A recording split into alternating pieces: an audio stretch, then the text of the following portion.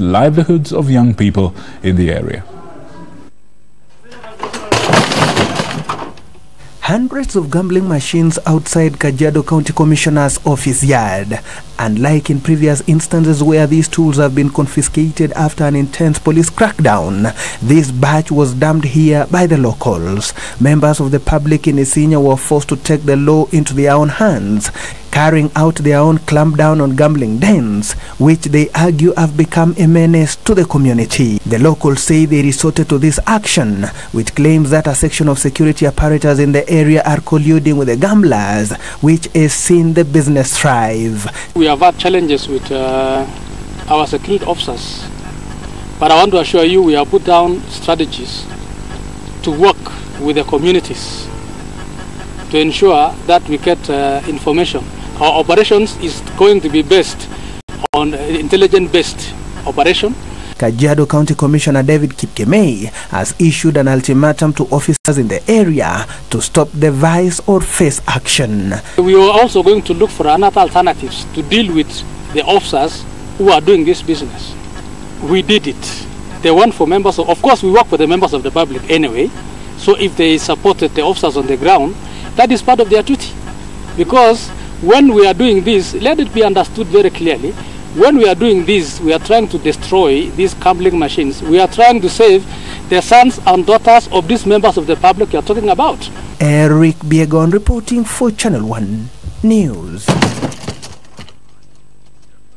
Nakuru Women Rep Liza Chalula is warning that the overemphasis on the girl child's education has dealt a major blow to the boy child in the country.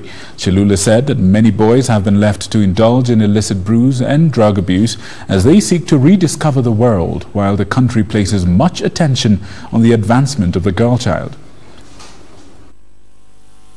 Many young men have been left to choose their future and chart their own course without guidance from parents.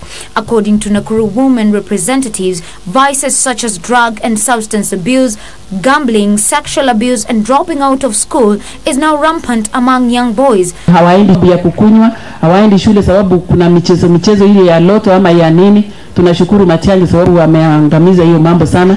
Kuna hiyo what is making these boys. Chalula was speaking in Nakuru where she issued 6 million shillings grant to women and youth groups within the county.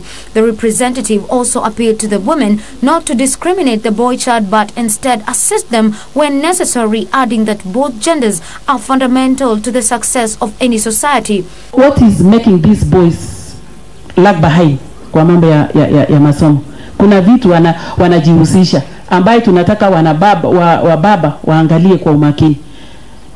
So ninawaeleza kina mama tuangalie both boys and girls. Tusiangalie wasichana peke yao. She said the boys need guidance and counseling in order to go through their passage to manhood, a conversation which starts from the family level.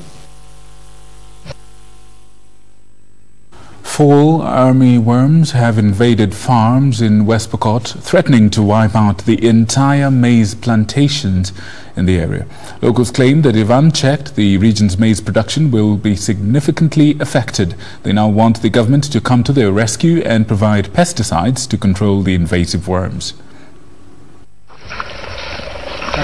Farmers in West Pokot County are staring to huge losses after fall army worms have invaded their farms, threatening to wipe out the entire plantations.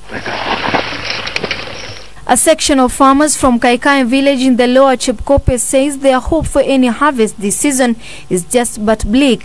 Mahindi iko green tu, lakini ukifungua ndani wadudu imejaa ndani. So mnaona tu hata hatutarajii kitu kama tutapata dawa, hii mahindi imeisha hivi tu. Jackson Ariangaro, farmer from the area, is calling on county government to intervene since farmers cannot afford spraying of the army worms. Tuko tunangangana, hatujapata ukweli na tunaomba county ama Kenya mzima watusaidie kama wako na uwezo wa kusaidia. They're now trying any desperate measure to contain the worms, including mixing of wash detergents with water and pouring to affected plants. Sisi tunatumia hizi mjanga kwa kukinga. Tunaweka juu ya hii, alafu inafinya hiyo dudu kidogo tu tunajaribu kuzuia, lakini sasa zingine tunatumia hata pilipili, wengine watatumia pilipili kuweka nini, kuua hii dudu, wengine wanatumia omo, hii inaitwa aerial, wanakoroka lao na maga. Other farmers have also resorted to using of paper to try to keep off the invasive worms. The small-scale farmers noted that despite the heavy rains becoming favorable for the pastoralist community to engage in farming, the fall army worms may discourage the community to venture into farming in future. Mvua iko mingi, lakini viwavi imefamia shamba yenyewe. So onekana sasa ni kama ukamwe tu, ukame ingine ya viwavi. For Lunchtime News, I'm Kaltun Jama. A group of locals in Mombasa want the Kibarani dump site that is due for closure turned into a recreational facility.